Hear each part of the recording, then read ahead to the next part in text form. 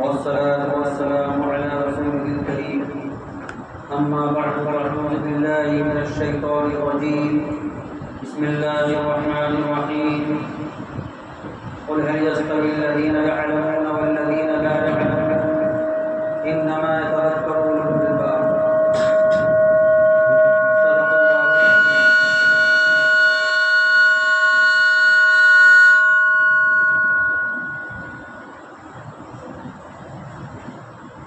عزیزوں اور دوستوں اور پردہ نشین خواتین، آج کی جو مجلس منعقد ہوئی ہے وہ مدرسۃ الحسنین کے زیر اہتمام وسیم بھائی اور ان کی احباب کی معاونت سے یہ مجلس منعقد ہوئی. میں وسیم بھائی کا اور ان کے جو بھی معاونین ہیں ان کا شکر ادا کرتا ہوں کہ اللہ تبارک و تعالیٰ نے ایک دینی مجلس منعقد کرنے کا ان کو سبب بنایا. ہمارے یہاں اس کا معمول ہی نہیں ہے کہ کسی کے ذریعے سے کوئی نعمت ہم تک کے پہنچ رہی ہے اس کا شکر ادا کیا ہے. کو دین کا حصہ ہی نہیں سمجھا جاتا. کسی کے سبب ہم کو کوئی نعمت بڑھ گئی، کوئی اچھی چیز مل گئی یا کوئی کام بن گیا، ہمارے معاشرے کے اندر اس کو دین کا حصہ ہی نہیں سمجھا جاتا کہ جس کے سبب سے، جس کے ذریعے سے ہمارا کام نکلا ہے اور نعمت ملی ہے اس پر شکر ادا کیا. جبکہ قرآن کریم میں اللہ تبارک و تعالیٰ نے رسول اللہ صلی اللہ علیہ وسلم کی تعلیمات میں یہ بات ملتی ہے کہ شکر ادا کرنے سے اللہ تبارک و تعالیٰ نعمتوں کے اندر اضافہ فرماتا ہے. لئن شکرتم لأزیدنکم، اگر تم شکر گزاری کرو گے تو اللہ تمہارے اوپر جو نعمت نازل فرمایا اس کے اندر اضافہ فرماتا ہے. تو اللہ تبارک و تعالیٰ نے دینی مجلس کے انعقاد کے لیے وسیم بھائی اور ان کے احباب کو منتخب کیا. یہ بہت بڑی نعمت ہے. دین کے کام کے لیے کسی کا انتخاب ہو جانا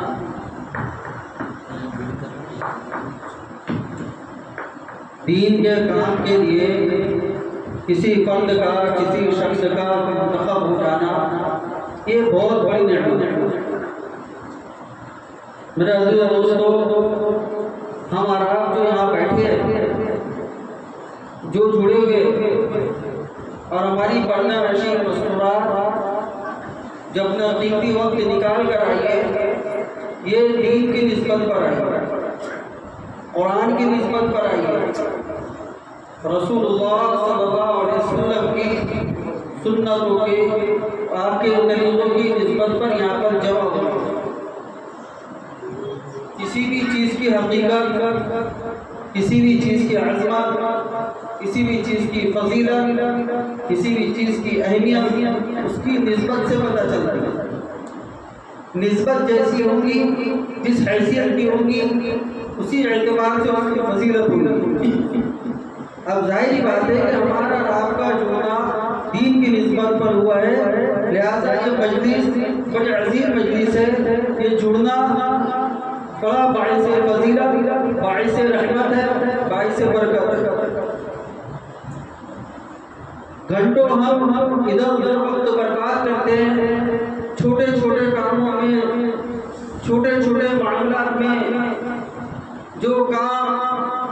منٹ میں ختم ہو سکتا ہے اس کام کو 10 منٹ لگایا جا رہا ہے، جو کام 10 منٹ میں ختم ہو سکتا ہے اس کو آدھا گھنٹہ لگایا جا رہا ہے۔ ہماری قوم کے پاس بہت وقت ہے، وقت ہی وقت ہے۔ میں بھی اپنا جائزہ لوں، آپ بھی اپنا جائزہ لیں کہ اپنے ہم روز مرہ کے اوقات کی جو دھجیاں اڑاتے ہیں، اوقات کی جو ایسی کی تیسی کرتے ہیں بازاروں میں جا کر گپ شپ لگا کر، اس کو اگر ہم شمار کرنا چاہیں تو شمار نہیں کر سکتے۔ لیکن اوقات کی قلت کا احساس، اوقات کی کمی کا احساس شیطان ہمیں ایسی دینی مجالس کے اندر ہی دلاتا ہے۔ جہاں دین کا کوئی معاملہ آیا، جہاں دین کی بات سننے سنانے کا معاملہ آیا، جہاں دین کی خاطر بیٹھنے کا معاملہ آیا تو ساری مصروفیات اسی وقت یاد آتی ہیں۔ آپ لوگوں نے دیکھا ہوگا کہ جماعت کے ساتھی گشت کرنے جاتے ہیں، عصر کے بعد کسی جگہ مغرب کے بعد بندہ گھر کے اندر موبائل چلاتا ہوا بیٹھا ہوا ہے، سوشل میڈیا میں مصروف ہے، گانے بجانے میں مصروف ہے، بیوی بچوں میں گپ شپ میں مصروف ہے۔ لیکن جیسے ہی جماعت والے اگر اس سے یہ تقاضا کرے کہ بھائی ذرا سا چل کر ہمارے ساتھ گشت کر لو، تو وہ جماعت کے ساتھیوں کو اتنی مصروفیات گرا دے گا کہ بیچارے وہ گشت کرنے والے جو خود شرمندہ ہو جائیں گے کہ اپنے کسی شخص کو ہم نے کیوں پریشان کر دیا۔ یہ ہماری قوم کا حال ہے۔ آج دیکھیے کہ یہ حالات آپ کو بھی سامنے نظر آ رہے ہیں، وہ تو مستورات قابل مبارکباد ہے کہ اصل مصروفیات تو ان کے پاس ہوتی ہے، اس کے باوجود بھی اپنی دینی بیداری کا ثبوت دے کر وہ یہاں پر موجود ہے۔ اور ہمارا نوجوان طبقہ، ہماری نوجوان نسلیں اور ہمارے جو بوڑھے سمجھدار ذہین و فطین لوگ، اس میں بعض ہو سکتا ہے ایسے ہو جو واقعتاً کسی مصروفیت کی وجہ سے دینی مجلس کے اندر شامل نہ ہو سکے ہو، لیکن اس میں وہ افراد بھی ہے جو اپنے گھروں پر بیٹھ کر موبائلوں کے اندر مصروف ہوں گے، سوشل میڈیا کے اندر مصروف ہوں گے۔ کچھ نوجوان ایسے بھی ہوں گے جو گپ شپ لگاتے گھر میں بیٹھے ہوں گے، لیکن ان کے پاس دین کی باتیں سننے کے لیے وقت نہیں ہے۔ یہ ہماری ایمانی غیرت ہے۔ اب یہ ایمانی غیرت کا خاتمہ ہماری نسلوں سے کس طریقے سے ہو رہا ہے، اسی بات کو میں سمجھانے کی کوشش کروں گا۔ یہ ایمانی غیرت ہمارے اندر سے ختم کیسے ہوتی؟ یہ ایمانی غیرت ہمارے اندر سے کس نے ختم کیا؟ ہمارے اسلاف، ہمارے بزرگان دین کا جو دور گزرا ہے وہ تو دور ایسا تھا کہ اللہ کے رسول صلی اللہ علیہ وسلم کا فرمان سننے کے لیے، اللہ کے رسول صلی اللہ علیہ وسلم کی لائی دین کی باتوں کو سننے کے لیے توبہ کرتے تھے، ترسا کرتے تھے، طویل سفر برداشت کیا کرتے تھے، سفر کی صعوبتیں برداشت کیا کرتے تھے۔ ہمارے اسلاف کا تو دور ایسا گزرا ہے۔ پھر یہ کیا ہو گیا؟ ایسا کون سی آفت آ پڑی ہماری نوجوان نسلوں کے اندر کہ دین کی باتیں سننے سے بھی بیزار ہے، دین پر چلنے سے بھی بیزار ہے، دینی احکام کو اپنی زندگی میں لانے سے بھی بیزاری ہے، اور دینی احکام کو اپنی زندگی میں داخل کرنے سے بیزاری ہے۔ بچہ اگر دیندار بن رہا ہے تو وہ ماں باپ کو اچھا نہیں لگ رہا، بیٹی اگر دیندار بن رہی ہے تو گھر والوں کو اچھا نہیں لگ رہا، بیٹی اگر دین پر چل رہی ہے تو خاندان والے پریشان ہیں، بیٹی اگر پردہ کر رہی ہے تو خاندان کے لوگ تانا دے رہے ہیں۔ یہ کس قسم کے مسلمان ہیں؟ یہ غیرت کا جنازہ کس طریقے سے نکلا ہے، کیسے نکلا ہے، اس کے کیا اسباب ہے، اس کو سمجھنا ہوگا۔ ورنہ اگر یوں ہی چلتا رہا تو یاد رکھیے یہ جو نوجوان نسلیں جو دینی احکام سے بیزاری کا ثبوت دے رہی ہے، دین کی باتوں کو سننے سے بیزاری کا ثبوت دے رہی ہے، دینی مجالس میں بیٹھنے سے بیزاری کا ثبوت دے رہی ہے، یہ نوجوان نسلیں آگے چل کر کفر اور ارتداد پھیلانے کا ذریعہ بنیں گی۔ اس کو سمجھنا ہوگا، سنجیدگی سے اس معاملے کو لینا ہوگا۔ یہ کہ بگاڑ اور یہ فساد امت کے اندر کیوں آ رہا ہے؟ کہ ساری چیزوں کے لیے ہماری قوم وقت نکال رہی ہے، سیاسی کاموں کے لیے وقت نکال رہی ہے، دنیاوی کام کاروبار کے لیے وقت نکال رہی ہے، لیکن گھنٹہ آدھا گھنٹہ دین کی باتوں کو سننے کے لیے وقت نہیں۔ بہرحال بات موضوع سے گھوم رہی ہے، میں اپنے موضوع کی طرف آتا ہوں جو بات میں عرض کرنے کے لیے بیٹھا ہوں۔ ہمارا یہاں پر جڑنا بیٹھنا تعلیمی اعتبار سے ہوا ہے، اور خاص طور پر مستورات کی تعلیمات کا نظام کیا ہونا چاہیے، مدارس اور مکاتب کی کیا حیثیت ہے، اور ہم مدارس اور مکاتب کو کیا سمجھتے ہیں، یہ بات ہمارے اندر اور ہماری جو نسلوں کے اندر اچھی طریقے سے واضح ہونا چاہیے کہ مدارس اور مکاتب کی کیا حیثیت ہے اور ہم اس سے کیا سمجھتے ہیں۔ تو میں چند موٹی موٹی باتیں آپ کے سامنے عرض کروں گا۔ دیکھیے بعض مرتبہ ایسا ہوتا ہے بولنے والا جو ہوتا ہے وہ عمل سے خالی ہوتا ہے۔ آپ نے اس کا بھی مشاہدہ کیا ہوگا، آپ نے دیکھا ہوگا کسی عالم نے کوئی تقریر کی اور وہ تقریر کرنے کے بعد اس کا عمل اس کے خلاف پایا گیا۔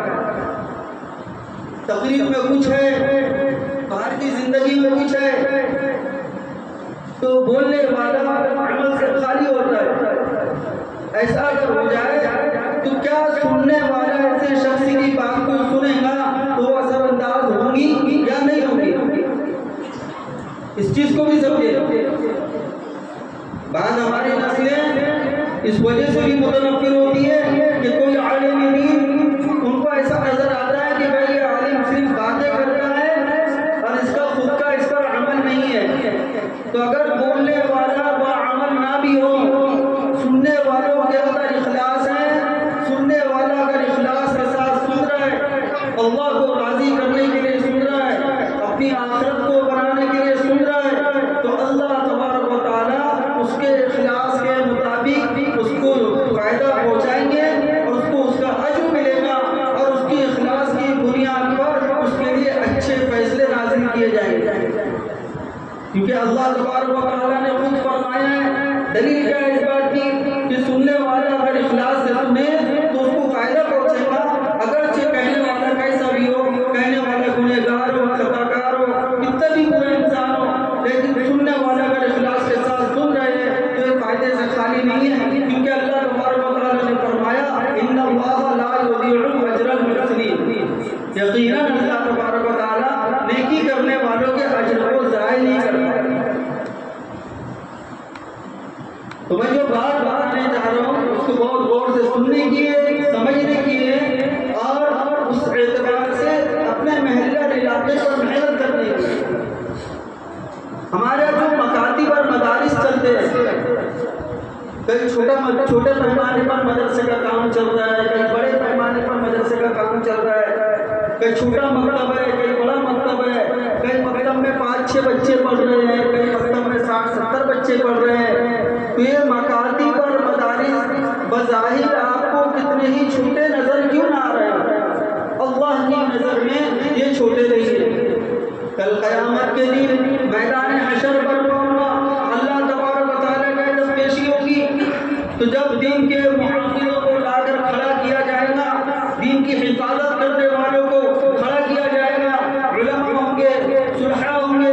بڑے بڑے مبلغین ہوں گے جن کا شمار دین کی حفاظت کرنے والوں کو ہوگا، تو یاد رکھیں جو چھوٹا چھوٹا مکتب چلا رہے تھے، جو چھوٹے چھوٹے مدارس قائم کیے ہوئے تھے، ان کا بھی شمار اللہ تبارک و تعالیٰ کے یہاں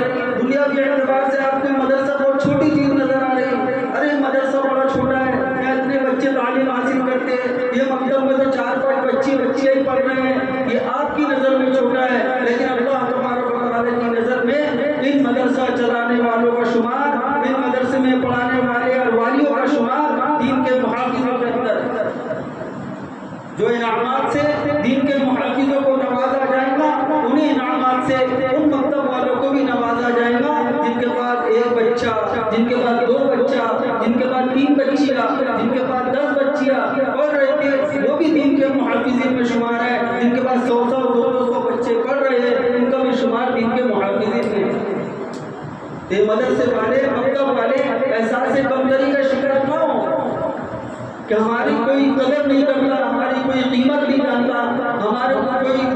ہماری کوئی اہمیت نہیں ہے، اس طریقے سے احساس کمتری کا شکار ہو۔ تمہاری قیمت، تمہاری عظمت یہ دنیا والے سمجھ نہیں سکتے۔ تمہاری قیمت اور تمہاری عظمت اس دنیا والوں کو اس وقت سمجھ میں آئیں گی جب ان کو بدعمالیوں کی بنا پر جہنم کے اندر داخل کر دیا جائے گا، اور جب یہ وہاں پر کہیں گے ربنا اخرجنا نعمل صالحا غیر الذی کنا نعمل، اے ہمارے پروردگار ہم کو دوبارہ دنیا میں بھیج دے، اب ہم نیک اعمال ہی کریں گے، اس کے علاوہ کوئی عمل نہیں کریں گے۔ تب سمجھ میں آئے گا کہ یہ چھوٹے چھوٹے مکتب چلانے والے، چھوٹا مدرسہ چلانے والے جو تمہاری نوجوان نسلوں کو، تمہارے بچوں کو دین پر چلنا سکھا رہے تھے، یہ کتنا بڑا کارنامہ انجام دے رہے تھے۔ آج مدرسوں کے بارے میں، مکاتب کے بارے میں ہماری جو نسلیں ہیں وہ بڑی غلط فہمی کا شکار ہے۔ ہم میں سے اکثر لوگوں کو معلوم ہی نہیں کہ مدرسہ کیا ہے۔ ابھی اگر آپ لوگوں سے پوچھ لیا جائے کہ مدرسہ کیا ہوتا ہے، مکتب کیا ہوتا ہے، تو اکثر لوگ اس کا صحیح جواب نہیں دے سکتے کہ مدرسہ کیا ہے۔ ہر انسان نے اپنے اپنے ذہن کے حساب سے مدرسے کے تعلق سے ایک الگ نظریہ قائم کر لیا، ایک الگ نظریہ بنا لیا، اور یہ غلط فہمی کی وجہ علماء سے جڑی ہے۔ ہم باہر کی باہر چوکوں پر، بازاروں پر مدارس کے بارے میں اپنے انداز میں، جاہلانہ انداز میں، بے پڑھے لکھے انداز میں مدارس کے بارے میں، مکاتب کے بارے میں، علماء کے بارے میں تبصرہ کرتے رہتے ہیں۔ وہ تبصرے ہمارے اندر اتنے راسخ ہو چکے ہیں، اتنے بیٹھ چکے ہیں کہ ہمیں اب صحیح بات سمجھ میں نہیں آ رہی ہے کہ مدرسہ کیا ہے۔ تو مدرسے کو سمجھنے کے لیے تین باتوں کو سمجھنا ضروری ہے۔ ایک تو مدرسہ کیا ہوتا ہے، دوسرا مدرسے میں کیا ہوتا ہے، اور تیسرا مدرسے سے کیا ہوتا ہے۔ یہ تین باتیں جب آپ لوگوں کے سمجھ میں آ جائیں گی اور وہ اچھی طریقے سے دل میں راسخ کر جائیں گے، تب آپ مدرسے کی حقیقت کو پوری طریقے سے پا لیں گے، اور پھر مدارس کو فروغ دینے کے لیے، اس کو ترقی پر پہنچانے کے لیے، ادارے کے اندر ترقی ہو، ادارے میں پڑھنے والوں کے اندر ترقی ہو، پڑھانے والوں کے لیے ترقی ہو، اس کے لیے آپ خود کوشاں ہو جائیں۔ عموماً مدرسے کے بارے میں لوگوں کا مزاج یہ بنا ہوا ہے کہ مدرسہ جو ہے زکوٰۃ خانہ ہے، مدرسہ خیرات خانہ ہے، مدرسہ غریب اور یتیم بچوں کے پڑھنے کی جگہ ہے۔ حالانکہ یہ خیال بالکل غلط ہے۔ مدرسے کو صرف زکوٰۃ خانہ سمجھنا، خیرات خانہ سمجھنا، غریب اور یتیم بچوں کے پڑھنے کی جگہ سمجھنا، یہ خیال ہی غلط ہے۔ مدرسے کو غریب خانہ کس نے بنایا؟ مدرسے کو یتیم خانہ کس نے بنایا؟ مالدار مدرسے میں اپنے بچوں کو نہیں بھیج رہے ہیں، مالدار طبقہ اپنے بچوں اور بچیوں کو دینی تعلیم نہیں دے رہے ہیں، اس لیے غریب خانہ کہلا رہا ہے۔ عموماً دینی تعلیم غریب بچے حاصل کر رہے ہیں، غربا میں آپ کو الفاظ ملیں گے، غربا میں آپ کو علماء ملیں گے۔ بعض ایسے مالدار ہیں جو دین اور قرآن و سنت کی محبت میں اپنے بچوں کو علم دین دیتے ہیں۔ وہ چاہے تو اپنے بچے کو ڈاکٹر بنا سکتے ہیں، وہ چاہے تو ماسٹر بنا سکتے ہیں، وہ چاہے تو IAS آفیسر بنا سکتے ہیں، لیکن قرآن و سنت کی محبت میں وہ اپنے بچوں کو پہلے دینی تعلیم سے آراستہ کرتے ہیں، اس کے بعد عصری علوم کے اندر داخل کرتے ہیں۔ ایسے افراد بہت کم ہے لیکن بہت کم ہے۔ اکثریت مدرسے میں پڑھنے والوں کی غریب بچوں کی ہوتی ہے۔ علماء اکثر غربا ہوتے ہیں، عباد اکثر غربا ہوتے ہیں۔ مدرسے میں پڑھنے والی بچیاں، عالمات، معلمات، یہ عموماً غریب بچوں، غریب گھرانے کی بچیاں یہ ساری تعلیم حاصل کرتی ہیں۔ اب مالدار کے بچے، مالدار افراد اپنے بچوں کو حافظ بنانے سے ان کو خوشی نہیں ملتی، وہ خوش ہوتے ہیں IAS آفیسر بنانے سے خوش ہوتے ہیں، ہمارا بچہ ڈاکٹر بن گیا اس سے خوش ہوتے ہیں، ہمارا بچہ انجینئر بن گیا اس سے خوش ہوتے ہیں، ہمارا بچہ وکیل بن گیا اس سے خوش ہوتے ہیں، بچہ حافظ قرآن بنے، بچی حافظ قرآن بنے، بچہ عالم دین بنے، بچی عالمہ بنے، اس سے خوشی نہیں ہوتی۔ بچے کی جو معاملات ہیں دینی امور میں کوئی بھی کام اگر بچہ اچھا کر لے اس پر خوشی کا اظہار نہیں ہوتا، لیکن وہی بچہ اسکول میں ڈانس کر آ رہا ہے تو ماں باپ کو خوشی ہو رہی ہے، وہ بچہ اسکول میں ناچ رہا ہے، لڑکی ناچ رہی ہے، ڈانس سیکھ کر آ رہی ہے، ایکٹنگ سیکھ کر آ رہی ہے، اس پر خوشی اور مسرت کا اظہار کیا جا رہا ہے۔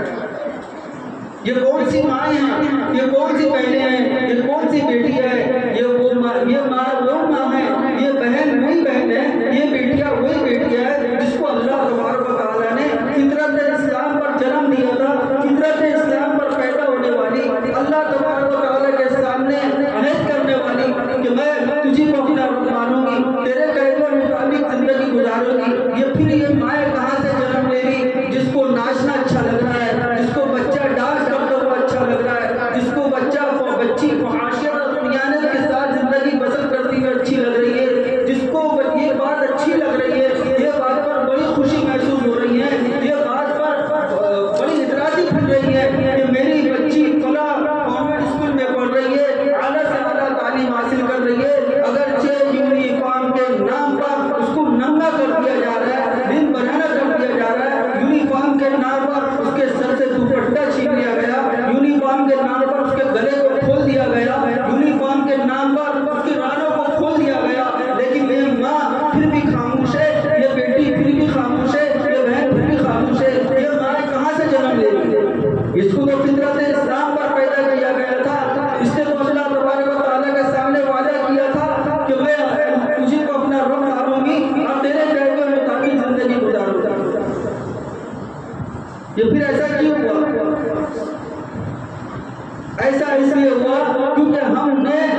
دین کی حفاظتی عقیدوں کو ہم نے سمجھا ہی نہیں، دین کی حفاظتی عقیدوں کو ہم نے مسمار کر دیا، مسمار کرنے کا اسباب ہم نے پیدا کیے، دین کی حفاظتی عقیدوں کو بند کروانے کی سازشوں کے اندر اگر دشمنان اسلام کا ہاتھ ہے تو ہمارا بھی ہاتھ ہے۔ آج دیکھیں ذرا سا چار پیسے کسی کے پاس آ جاتے ہیں، تھوڑی سی اس کی عزت ہو جاتی ہے، تھوڑی سی شہرت ہو جاتی ہے، تھوڑا سا اس کو نام مل جاتا ہے، تھوڑا لوگ اس کو جاننے لگتے ہیں، پہچاننے لگتے ہیں، سیاست کے اندر آ جاتا ہے، سیاست میں اس کا نام ہونے لگتا ہے، تو سب سے پہلے اگر وہ کسی پر ہاتھ صاف کرتا ہے، مسلمان کی بات کر رہا ہوں، سب سے پہلے اگر وہ کسی پر ہاتھ صاف کرتا ہے تو مولویوں پر ہاتھ صاف کرتا ہے، مدارس پر ہاتھ صاف کرتا ہے۔ تھوڑا سا پیسہ تھوڑی سی عزت جب آ جاتی ہے تو مدارس اس کو برے لگنے لگتے ہیں، تھوڑا سا پیسہ تھوڑی سی عزت آتی ہے تو مدرسے کے بچوں کو، مدرسے میں پڑھنے والے طلبا کو، مدرسے میں پڑھانے والے علماء کو حقارت کی نظر سے دیکھتے ہیں۔ جو قوم اتنی بے غیرت ہو جائے کہ دین سکھانے والے اسے برے لگنے لگے، دین سیکھنے والی بچیاں اسے بری لگنے لگے، جو قوم اتنی بے غیرت ہو جائے کہ دین سیکھنے سکھانے والوں کو حقارت کی نظر سے دیکھنے لگے، اس قوم کو بربادی سے کوئی نہیں روک سکتا۔ مدارس کے بارے میں ہماری نسلوں نے، ہماری نوجوانوں نے جو خیال بنا رکھا ہے کہ مدرسہ زکوٰۃ خانہ ہے، خیرات خانہ ہے، یہ خیال ہی غلط ہے۔ مدرسہ زکوٰۃ خانہ خیرات خانہ نہیں ہے، مدرسہ صرف غریب اور یتیم بچوں کے پڑھنے کی جگہ نہیں ہے۔ تم شکر مناؤ مالداروں، یہ غریب اور یتیم بچے دین کی تعلیم حاصل کر رہے، تمہاری نسلوں کو مرتد ہونے سے بچا رہے، تمہاری نسلوں کو مرتد ہونے سے بچا رہے۔ تم پیسوں کے بل بوتے پر، مال کے بل بوتے پر اپنے بچوں کو دینی تعلیم نہیں دیتے، دینی تعلیم اور تربیت گھر کے اندر نہیں کر رہے ہو، دینی تعلیم اور تربیت اسلامی نظام کے حساب سے ان کی تربیت نہیں ہو رہی ہے، تم کو لا محالہ تم بچے کی نافرمانی سے پریشان ہوگا، بچے کی روگردانی سے پریشان ہوگا، بچہ فحاشیت، بچی فحاشیت اور روگردانیت کے اندر جب پڑھتی ہے تو تم کو انہی مدرسے والوں کی ضرورت پڑتی ہے، انہی مدرسے والوں سے رابطہ کرتے ہو اور کہتے ہو کہ مولوی صاحب یہ ہمارا بچہ یہ دین سے بہت دور جا رہا ہے، موبائل کے اندر لگ کے طرح طرح کی جو اسلام کے خلاف باتیں اس کے ذہن کے اندر بیٹھ گئی ہے، تھوڑا اس کو اسلام کے بارے میں سمجھاؤ، اس کو دین کے بارے میں سمجھاؤ، تمہاری نسلیں، تمہارے نوجوان بچے، تمہاری نوجوان بچیاں اس کو اگر ایمان پر قائم رکھنے والے اگر کوئی ہے کہ یہ وہی غریب اور یتیم بچے ہیں اور یہ وہی مدرسے والے ہیں جس کو تم زکوٰۃ خانہ اور خیرات خانہ کہتے ہو، اگر تمہارے